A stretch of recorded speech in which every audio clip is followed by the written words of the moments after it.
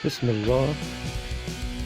If God had meant people to fly, God would have attached wings to the human body. Humanity, though, knows no bonds. Humans strive to build artificial wings and then conquer the skies. Flying does have far-reaching, happier uses. To fly in the realm of the incredible creature called the birds is itself a unique experience, where in that atmosphere you have full control of your own destiny. Going solo is every aviator's dream. I present to you my solo in the Kenya Air Force, followed by flying at Blackpool Airport in England.